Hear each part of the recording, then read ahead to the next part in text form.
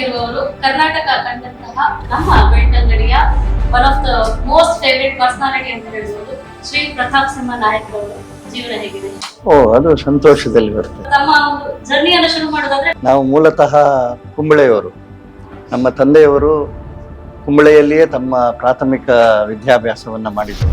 ನಮ್ಮ ತಂದೆಯವರ ಅಜ್ಜ ಕವಿರತ್ನ ಕುಂಬಳೆ ನರಸಿಂಹ ನಾಯಕ್ ಅಂತ ಹೇಳಿ, ಅವರು ಮುಳ್ಳೇರಿಯಾದ ಅರಮನೆಯಲ್ಲಿ ಅವರು ಕವಿಯಾಗಿದ್ದರು.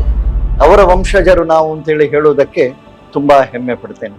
ಒಂದು ಒಳ್ಳೆ ಪರಿವಾರದಿಂದ ತಾವು ಬಂದಿದ್ದೀರಾ. ನಿಮ್ಮ ಒಂದು ಬಾಲ್ಯದ ಜೊತೆಗೆ ನಿಮಗೆ ಸ್ಫೂರ್ತಿ ಯಾರದು ಅಂತ ಹೇಳಿ ಕೇಳಿದ್ರೆ ಖಂಡಿತವಾಗಿ ನಾನು ನಿಮ್ಮ ತಂದೆಯವರ ಹೆಸರನ್ನ ತಗೊಳ್ತೇನೆ.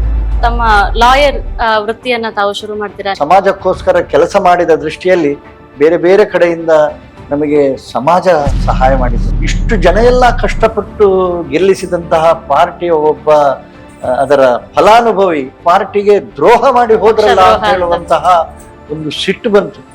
ಸಿಟ್ಟಿನಲ್ಲಿ ಮತ್ತೆ ನಾವು ರಾಜಕೀಯಕ್ಕೆ ಬಂದದ್ದು. RSS ನ ಒಡನಾಟ ಯಾವಾಗ? ನೀವು ಮಂಗಳೂರಿಗೆ ಹೋಗ್ತೀರಾ, ಆದ್ರೆ ನನ್ನನ್ನು ಕರ್ಕೊಂಡು ಹೋಗ್ತೀರಾ ಅಂತ ಹೇಳಿ. ಬಡತನ, ಮಂಗಳೂರಿಗೆ ಹೋಗುವ ಬಸ್ಸಿನ ಟಿಕೆಟು ಅವ್ರ ಹತ್ರ ಇಲ್ಲ. ಪ್ರತಿಭಟನೆಗೆ ಒಂದು ಸಂಖ್ಯೆ, ಅವರಿಗೆ ಪಾಪ ಮಂಗಳೂರು ನೋಡುವ ಆಲೋಚನೆ. ನಾವು ನೋಡ್ತಾ ಇದ್ದ ಹಾಗೆ ಪೊಲೀಸರು ಅವನನ್ನು 7-8 ಜನ ಸೇರಿ ಸಿಕ್ಕಾಪಟ್ಟೆ ಹೊಡೆದ್ರು. ಅವನು ಹೇಳ್ತಾ ಇದ್ದ, ನಾನು ಮಂಗಳೂರು ನೋಡ್ಲಿಕ್ಕೆ ಬಂದವ ಅಂತ ಹೇಳಿ. ಯಾವ ವ್ಯಕ್ತಿ ಸಂಘಟನೆಯನ್ನ ಬಿಟ್ಟು ಹೊರಗೆ ಹೋಗ್ತಾರೆ, ಅವರು ನನ್ನಿಂದಾಗಿಯೇ ಸಂಘಟನೆ ಅಂತ ಹೇಳಿ ಏನಾದ್ರು ತಿಳ್ಕೊಂಡ್ರೆ ಅವ್ರ ನಷ್ಟ ಅವರಿಗೆ. ಇಲ್ಲಿ ಪ್ರಧಾನಿಯೂ ಕಾರ್ಯಕರ್ತನೇ, ಬೂತ್ ಮಟ್ಟದ ಕಾರ್ಯಕರ್ತನೇ. ಎಲ್ಲಿಯವರೆಗೆ ಆ ಮನಸ್ಥಿತಿ ಇದೆ ಅಲ್ಲಿಯವರೆಗೆ ನಮ್ಮ ಪಾರ್ಟಿ ಖಂಡಿತವಾಗಿ ಬೆಳೀತದೆ.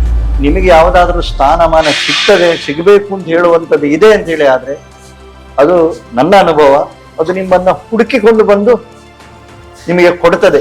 ಈ ರಾಜಕೀಯದ ಹಿಂದೆ ಹೋದದರ ಪರಿಣಾಮವಾಗಿ ವೈಯಕ್ತಿಕ ಜೀವನ, ಕೌಟುಂಬಿಕ ಜೀವನವನ್ನ ನಾವು ಕಳ್ಕೊಂಡಿದ್ದೇವೆ ಅಂತ ಹೇಳಿ ಹೇಳ್ಬೋದು. ನಿಮ್ಗೆ ಲೈಫ್ ಎಷ್ಟು ಪರಿಪೂರ್ಣ ಅಂತ ಅನ್ಸುತ್ತಾ? ಐ ಆಮ್ ಸ್ಯಾಟಿಸ್ಫೈಡ್, ತೃಪ್ತ. ನೀವ್ ಯಾರಿಗಾದ್ರೂ ಥ್ಯಾಂಕ್ಸ್ ಹೇಳ್ಬೇಕು, ಸಾರಿ ಹೇಳ್ಬೇಕು ಅಂತಿದ್ರೆ ಯಾರಿಗೆ ಹೇಳ್ಬೇಕು ಅಂತಿದ್ರೆ? ಥ್ಯಾಂಕ್ಸ್ ನಾನು RSS ಗೆ ಹೇಳಬೇಕು. ಗೈಯುವ ಮಾನವ ಯುಗ ನಿರ್ಮಾಣ, ಸಮಾಜ ದೇವತೆಗರ್ಪಿತವಾಗಲಿ.